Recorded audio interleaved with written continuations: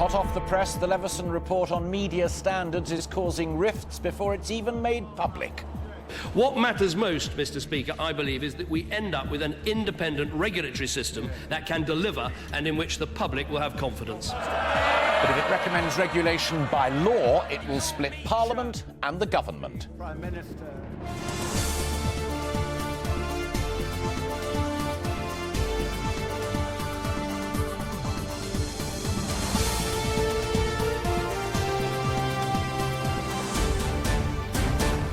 This is the ITV News at 6:30 with Alistair Stewart and Julie Etchingham. The PM who ordered the inquiry in the wake of the phone hacking scandal and his deputy are among those with embargoed copies tonight. There's every chance they will take differing views. Also on the programme, Comet burns out ahead of Christmas. Thousands more jobs go at the once mighty electrical retailer. The rest could go by the new year. The victims of the flooding clear up, but insist they could and should have been warned. And does he know something we don't? The romper suit ramping up royal speculation. Good evening. The forces gathered on both sides of the vexed question of a free press are mighty. The papers and many MPs are opposed to the law playing a part. The victims of phone hacking and other MPs insist responsible journalism should be enshrined in statute. The PM and his deputy Nick Clegg know tonight what Lord Justice Leveson's recommended. Tomorrow they must declare their hands. David Cameron says he wants to achieve a consensus among political parties. However, there are indications the Liberal Democrat leader will confirm he favours some form of statutory regulation. That could leave the PM in a fix, and resolving it could split both his party and the coalition. Our political editor Tom Bradby has our report. It is a rare event, all right, but this afternoon here in Downing Street, the Prime Minister's diary was cleared so that he and his deputy could sit down, read and digest Lord Justice Leveson's lengthy report. When they're done, they will face a very difficult decision, whether to make lifelong enemies of pretty much every newspaper in the land. No surprise then that at Prime Minister's questions, David Cameron was doing all he could to avoid giving a straight answer. Does my right honourable friend agree with me that those who should be uppermost in our minds are the victims of previous media intrusion? What matters most, Mr. Speaker, I believe, is that we end up with an independent regulatory system that can deliver and in which the public will have confidence. Can I warn my right honourable friend not to be remembered as the Prime Minister who introduced state regulation of the press? A free press is an essential part of a free democracy. We should recognise all the press has done and should continue to do to uncover wrongdoing, to stand up to the powerful. So what is at stake? Well, most assume it comes down to a choice between a beefed-up version of self-regulation or a regulator whose independence is guaranteed by law. But even this isn't simple. How do you define what is to be regulated? What is a newspaper? What counts? And this leads to the next question. How do you regulate the internet? What's to stop newspapers taking themselves online and offshore? Some Tory MPs don't want to go for any legal element at all. And for the state to involve themselves in regulating the press, for politicians to decide who has a licence to print, would be a massive step towards the dark ages. The trouble is, we've been here before. This was 1992. I do believe the press is drinking, the popular press is drinking in Last Chance Saloon. Modern victims of intrusion feel the press has had one last chance too many. A certain number of reforms were made to the Press Complaints Commission following the death of Diana, Princess of Wales. And yet, despite those, what happened to me happened, what happened to the McCanns happened. One thing isn't in doubt. Politically, this is a very tricky decision for the Prime Minister. Tricky indeed, Tom, and momentous.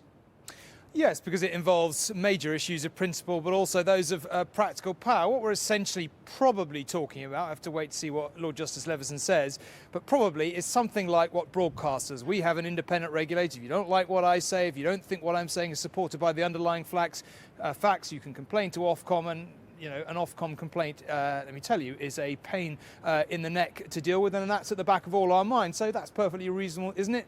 Well, yes, but there are two potential issues, I think. One is about freedom. I tend to illustrate it by talking about the Daily Mail front page when they chose to name Stephen Lawrence's alleged killers, a very risky thing to do. You might think it's the wrong thing to do, but the point is it's not something any regulated broadcaster would ever think about doing. And then there are the practical considerations I talked about in my piece about how you define a newspaper and so on and so forth. But a lot of it comes down to politics too. We could have tomorrow, if Mr Clegg and Mr Cameron can't agree, we could have, in an unprecedented way, them giving separate statements to the House. And I think Mr Cameron may have to then face the possibility that he won't be able to command a majority, which means he could be ambushed on this at any point. He could go for a free vote. I think he's got a lot of options, but it's a very, very complex decision. Tom, thank you. Well, joining me in the studio now is our UK editor, Lucy Manning. And let's look at the other side of this, Lucy. You've been talking to people from the newspaper industry. What are they anticipating? What are they thinking tonight? Well, read all about it is what they say about the papers, and they certainly will tomorrow. Those who run them and the victims who were hacked, who feel that the newspapers trampled all over them. And the papers are in agreement that things can't go on as they are, that they do need to work under stricter rules, and that means a tougher regulator. That means the power for them to be investigated, for them to levy big fines, possibly up to £1 million. But there are some differences on how independent that body should be. Certainly some of the newspapers like The Guardian and The Independent want the people on the regulator to be a lot more independent than some of the other papers want. Where they are all in agreement is that they don't want the government to pass any sort of law to try and regulate them. One journalist saying that who is more unpopular than journalists, if not politicians? And The Spectator magazine making clear that they won't work under any sort of state regulation. Certainly the papers love exclusives, love a story. The only story in town tomorrow will be the Leveson report. OK, Lucy, thank you very much indeed. And a rather costly footnote to all of that. The X Factor judge Louis Walsh has received more than £400,000 in damages after he was wrongly libelled by The Sun. He sued the paper's owners, News Group Newspapers in Ireland, for defamation after the paper wrongly claimed that he had sexually assaulted a man. The alcohol industry and the government are head-to-head in a barroom argument tonight over plans to increase the price of cheap drink. Ministers want to bring in what's called unit pricing, so every unit of alcohol in a bottle of wine, spirits or beer will cost at least 45 pence. They hope that would tackle binge drinking in England and Wales. But there's been strong opposition from the drinks industry, as our consumer editor Chris Choi reports. Booze bargains are ingrained into the retail landscape, but government's proposals would prevent shops dropping below 45p for every unit of alcohol sold. And already that's angered some shoppers. I think it's wrong. The people who do something socially should be penalised for others that binge drink, whether they're young, whether they're old. I think it's very unfair. The target is irresponsible drinking, said to account for 1 million crimes a year. But law-abiding shoppers would also be affected as supermarket offers and multi-buy deals disappeared. The minister responsible told me it would not be unfair. Why should people be denied discounts when they go to the supermarket? Well, because what we find with discounts is that very often they encourage people to buy more drink than they need. And if they're doing that, then that tends to get But most supermarket shoppers are just responsible drinkers. Absolutely. And on tight budgets, and it will be them that you'll hit. No, absolutely not. This precisely doesn't affect responsible drinkers. Industry figures say the proposed 45p minimum unit price could see a bottle of wine now costing £3.69 move to £4.39. A bottle of vodka costing £9 becomes £11.81. A 12-pack of lager could move from £8 to £9.50. We filmed this antisocial street drinking last night. Government says it's bad for health and neighbourhoods, and the alcohol outreach workers I was with support their plan. We're particularly worried about super-strength lagers and ciders. They're very strong, but they're also very cheap, and they've become the biggest killers of homeless people, killing more people than heroin or crack. But some fear changes in the shops could mean illicit sales and booze cruises increase along with the prices. Scotland already has similar arrangements, but the industry is asking whether it's all legal under EU law. A 10-week consultation will now decide whether low prices and high alcohol content is a cocktail we can live with. Chris Choi, ITV News. An elderly woman has died after a group of teenagers attacked her home with stones in Bradford. The 84-year-old collapsed and was taken to hospital, where she later died. The police are looking for 3 boys aged around 13. And a student has avoided extradition to the United States, where he's accused of breaking copyright laws. Richard O'Dwyer has agreed to travel to America and pay compensation, but will not face trial for running a website which allowed people to watch programmes and films for free.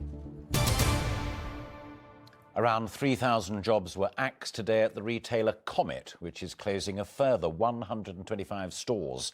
The eventual demise of the once giant company could also be nearing. The final 70 stores, which will remain open for now, will shut up shop for good once the stock on the shelves is cleared.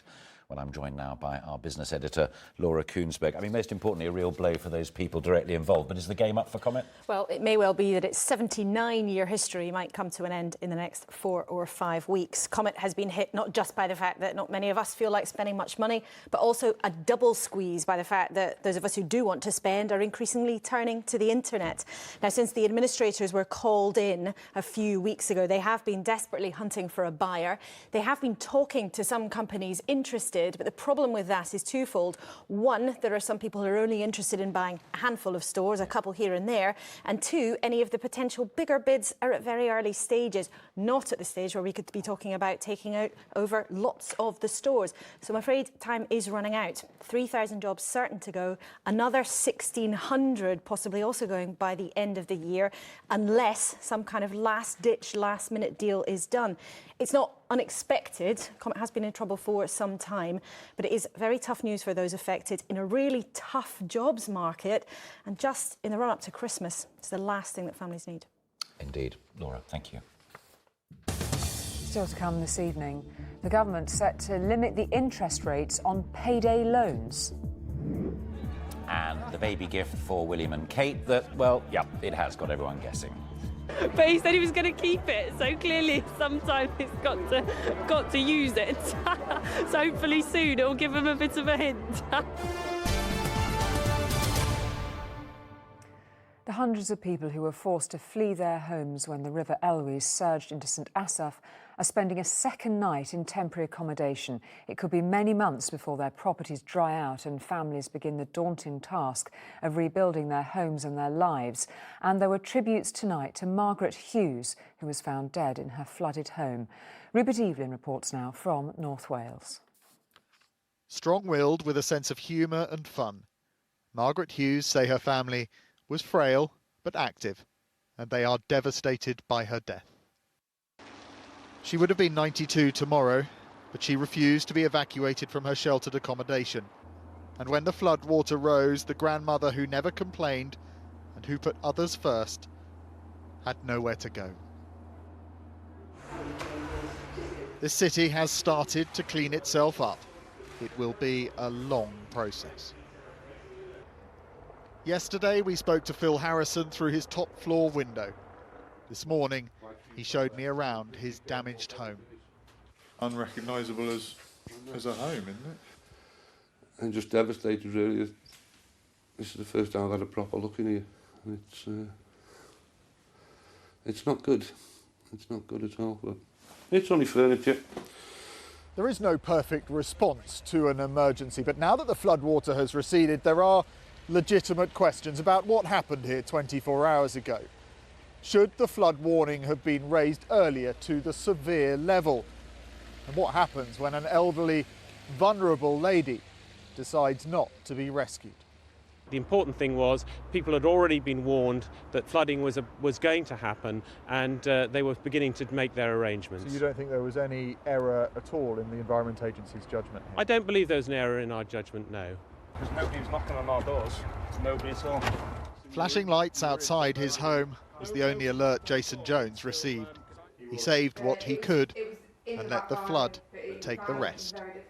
You can repair stuff like this. You can't repair a life, can you? You know, somebody that's passed away, you can't repair that, can you? Rebuilding lives begins with clearing out the rubbish. The water will eventually go, but it will leave its mark both on people and their property. Rupert Evelyn, ITV News, St Asaph.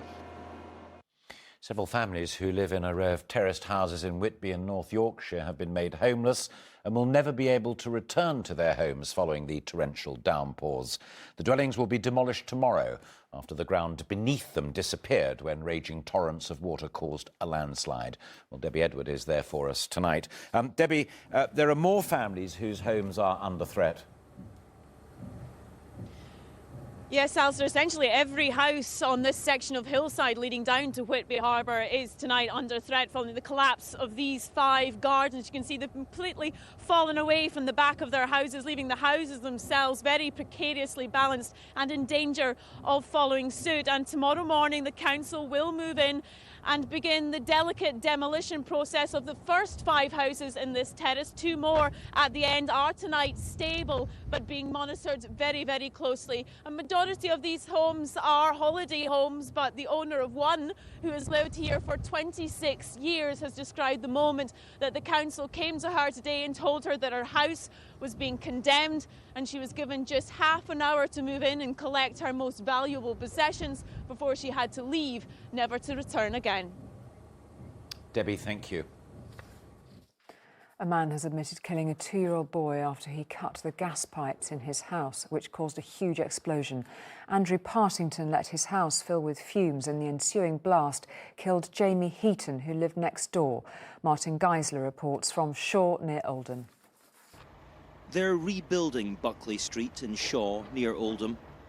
It's 5 months since Andrew Partington obliterated his rented house and the homes of 2 neighbours in a massive gas explosion. Many of the other properties were so badly damaged, they had to be pulled down. It's thought Partington cut through pipes the night before the blast and allowed the building to fill with gas. Neighbours said they'd heard him rowing with his girlfriend in the days before the explosion, which killed 2-year-old Jamie Heaton, who was watching television in the house next door. Other residents, like Audrey Cleaver, were lucky to make it out alive. This is what I think, you know, I got out of it. How did I do it? You know, and you think of that little baby. And gorgeous he were. Absolutely gorgeous. You were lucky? I were lucky, very, very lucky. Jamie's parents described him at the time as a happy, loving little boy. Today they were in court watching as Partington, speaking via video link from prison, pleaded guilty to manslaughter. The judge in this case has ruled that much of the detail can't be reported at this stage for legal reasons. The court will hear exactly what Andrew Partington did and why when he returns here to be sentenced in mid-February. Martin Geisler, ITV News, Manchester. The loan companies which lend money at extortionate interest rates are facing a clampdown on how much they can charge consumers for payday loans. Ministers are considering capping the rates. Well, our political correspondent Alex Forrest is at the House of Lords, where this is being debated tonight. The loans are theoretically for people who are in desperate straits. Yes, that's right, but they do affect a lot of people across the whole of the UK, with some lenders charging as much as 4,000% in interest rates. Now, the government says it is tackling the problem and has been for some time, but many say it hasn't done enough. And so tonight, it is said that a new regulator will have powers to cap the amount of interest rates that are charged. Now, that at the same time as a Labour peer in the House of Lords behind me was about to call for exactly the same thing, and he had some support from influential peers, including the incoming Archbishop of Canterbury. Labour say that this is clearly a climb down and that they were going to be defeated in the Lords. The government, though, saying that this was always in the pipeline, and I think that really the people who will win will be those people who are struggling with payday loans. Alex, thank you. Our main news tonight, political division over the Leveson report on media standards due out tomorrow. If Lord Justice Leveson recommends regulation by law, it could cause splits in the coalition. And finally, the Duke and Duchess of Cambridge have spoken in the past of their desire to have children. Today, there was a nudge, a wink and a present for William and Kate from a well-wisher who saw the couple in Cambridge. Yes, William was given his first baby present, a romper suit. He said he'd keep it, but there was no hint from the Prince about the couple's plans to start a family. Our royal correspondent Tim Ewart reports. No chartered aircraft on this royal visit. William and Kate arrived in Cambridge on the 9:15 from King's Cross. Back on the road in Britain, after their Jubilee tour of the South Seas. They appeared on the balcony of the city's Guildhall, their ability to attract a crowd and the attention of the media as strong as ever. Cambridge wanted its own Duke and Duchess here, and they said they were delighted to oblige. It is lovely for us to be here together today. My brother Harry and I were fortunate enough to come to Cambridge 5 years ago when we spent a couple of days at Trinity. I have to say it's the closest Harry's ever got to university. It's an easy dig. There are now some important decisions to be made by William and Kate. Do they do more of this, taking on a fuller diary of royal engagements, or does Prince William continue his full-time job with the RAF? There may be family priorities, of course. William was given a romper suit bearing the words "Daddy's co-pilot" by Samantha Hill, there with her 4-week-old daughter Beth. Did he throw any light on when a little one might come along? No, but he said he was going to keep it, so clearly sometime he's got to use it. So hopefully soon it will give him a bit of a hint. Do any of you have any baby brothers and sisters? Yeah. Later, school children showed Kate papier-mâché babies. But as to the arrival of a daddy's co-pilot, that's a matter on which we could not possibly speculate. Tim Ewart, ITV News, Cambridge. Now, with details of what's coming up on tonight's ITV News at 10, here's Mark Austin. On tonight's programme, driving old cars off the streets of Paris. The mayor there wants to cut pollution with a ban aimed at older vehicles. So where does that leave those French classics, the Renault 4 and the 2CV? And another mayor causing controversy. London's Boris Johnson gets criticised for a foreign tour that is looking decidedly prime ministerial. A tale of two mayors, plus all tonight's other news at 10.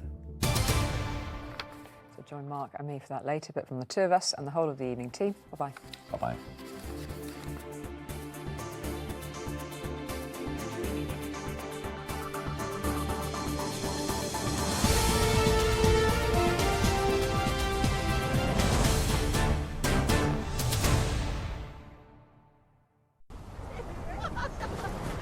The sun doesn't always shine in St Helier. Won't stop us from stripping off, though. Seven Seas Joint Care range proudly sponsors the ITV National Weather. Hello, good evening. Well, there's certainly a chilly feel to things over the next few days. However, there will be some sunshine, and that goes for most of us. Be warned, overnight we are expecting frost as well as some icy stretches. So straight away onto the detail for tonight now. And especially away from these eastern fringes is a case of these clearing skies, a widespread frost as a result, and even ice around. That goes for places where we haven't caught any showers during today, and that's because the ground is so very saturated, of course. So let's confirm these cold temperatures for tonight. Bone-bitingly cold in places. Look at that, -3, -4 degrees. And we hang on to a rather stiff breeze here for the eastern side of the country. Now, this is our Met Office radar forecast for tomorrow, picking up on the showers, any rain around. Here we see just a sprinkling of showers spilling down the far eastern fringes, and then it's a case of cloud with a little bit of patchy rain moving into the far northwest. However, there's still a lot of sunshine around tomorrow, and that's especially so for the spine of the country there. With our temperatures, still a chilly feel to things, round about the 4 to 6 mark, but at least we tend to lose that wind chill effect tomorrow.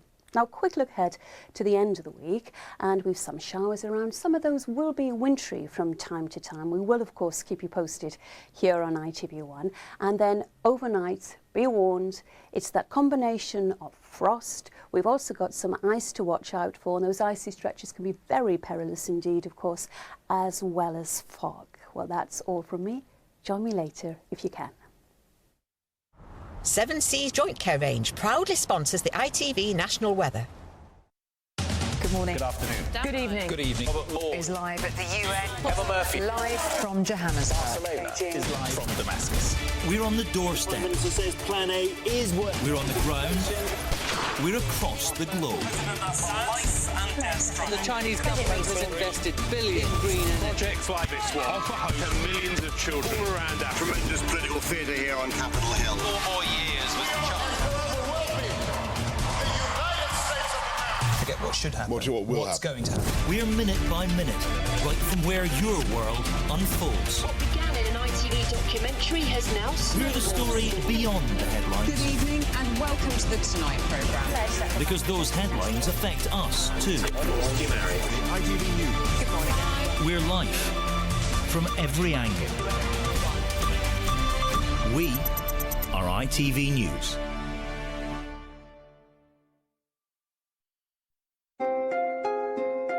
Welcome to life.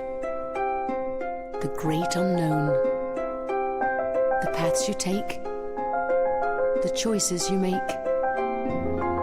The life you know. And the lives you don't. Where everyone has a story to tell.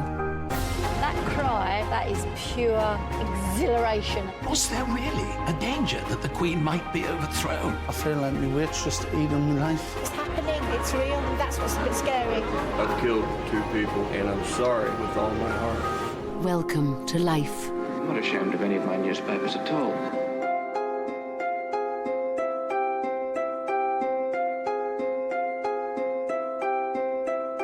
Whatever life throws at you, the good and the bad, embrace it, face it, and never give in to it. Documentaries on ITV1. Life captured. All aboard for a magical journey when Disney on Ice presents Passport to Adventure. Travel with Mickey and Minnie to 4 exciting destinations in one action-packed ice show. Trek to the wilds of Africa to see the Lion King. Dive into the Little Mermaid's enchanting undersea kingdom. Soar to Neverland with Peter Pan and Tinkerbell. And catch some waves with Lilo and Stitch in Hawaii. At Wembley Arena, London, 28th of December to the 6th of January. Get your tickets at wembleyarena.co.uk. Full-flavoured, taste the difference heritage roasting potatoes. Christmas days at Sainsbury's. Ooh, apple pie. Apple pie, Margaret. Apple pie, Mabel. Apple pie. What's this? Sorry. Look out for the Argos Christmas Countdown deals. Save £120 on this 42-inch Hitachi Full HD LCD TV, now under £280. And save £40 on this 250gig Xbox 360, our lowest ever price. Argos it. At Peacocks, we've got Christmas all wrapped up. And for 3 days only, there's 20% off ladies', men's and children's fashions. Peacocks, for your perfect Christmas. Go straight ahead. Take the exit off the roundabout. You've reached your destination. This is driving me nutty. Ooh, new Nature Valley Sweet and Nutty Bars. An irresistible combination of scrumptiously nutty and deliciously sweet that's totally new. This is nice. Where are we again? Don't go nutty. Get sweet and nutty. New from Nature Valley.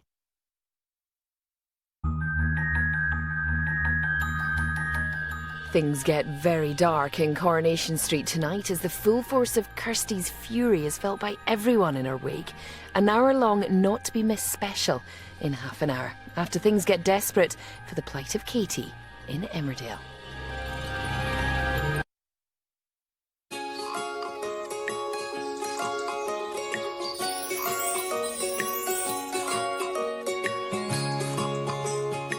Calling all bingo heads. Emmerdale is sponsored by Bet365bingo.com.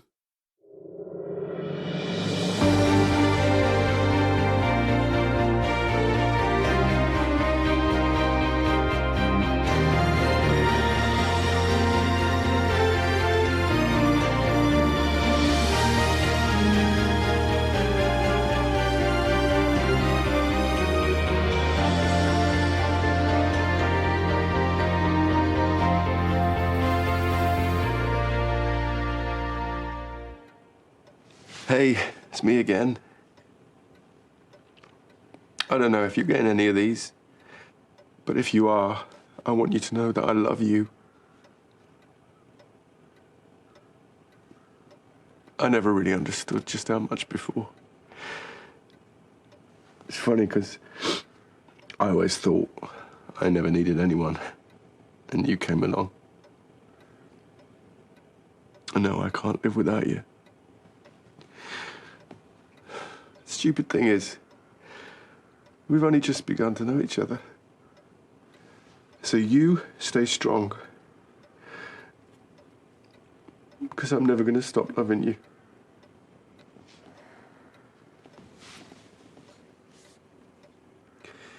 You think I'm wasting my time? No. Of course not. We will find her, and we're going to bring her home. Right. I'll make something to eat, and then we'll get back out there, yeah?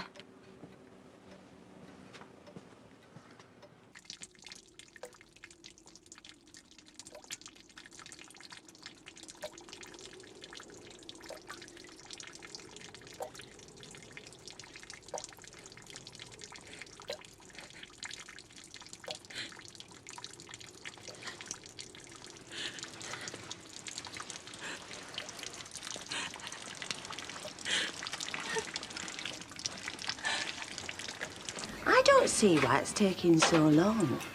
You'd have thought they'd have sent one of those scruffy little terrier dogs down to sniff her out. I think it might be a bit more complex than that.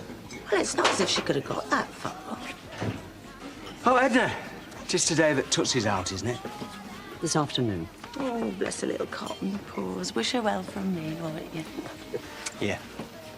What is it? Some leftover scraps and bits. Now, before you say no, I thought in the circumstances it might help build her appetite up. The thing is, I haven't got much change on me. Oh, no, I don't pay for them, no. It's on the house. Well, on the floor, to be precise. I don't follow. But I dropped them while I was cooking. Seemed a shame to throw them away with, could go to a deserving home. Careful. She'll be in here scrounging titbits every morning. I beg your pardon. Oh, no, I didn't mean you. I meant Tootsie. For your information, I have never let her scrounge anywhere, least of all off dirty floors. Good day to you. Well, really? I scrub these floors twice a day.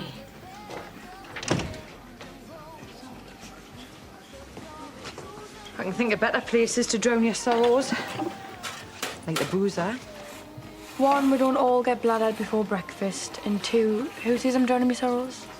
So you're not even missing Kyle just a little bit? Well, I wasn't until you lot started banging on about him. It wouldn't hurt to send him a card, you know. At least then he'd know that you were thinking about him. Except I'm not. Thinking about him, and neither should you be.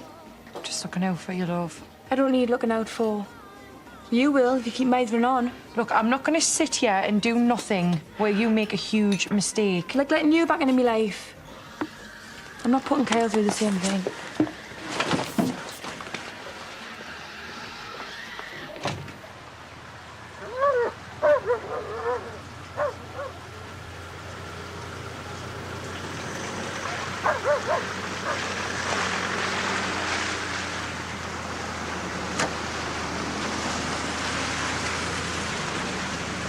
What are you doing? You want to tell me why you're packing up? I was just on my way to see you. Are you moving the search somewhere else? Not moving, just scaling things back.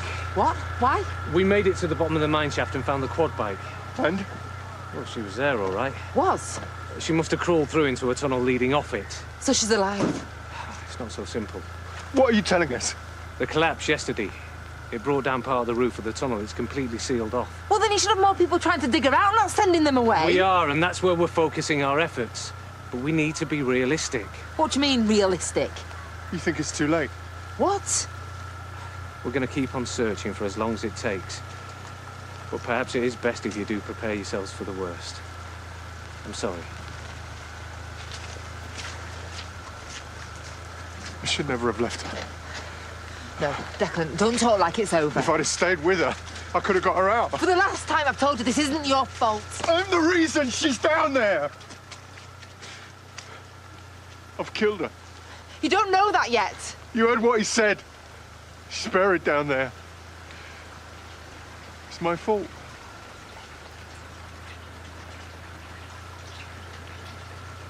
She's not up there. I told you, last time I saw her, she was in the cafe. Well, she's not now, and she's not answering my calls either. Probably because she doesn't want to talk to you. It's not me I'm worried about.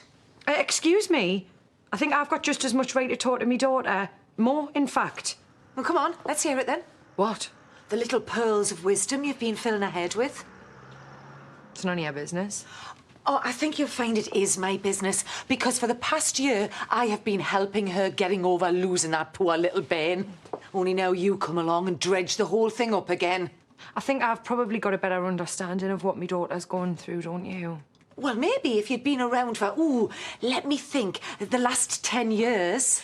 She's still my daughter. Enough! Fighting's hardly going to help Amy, is it?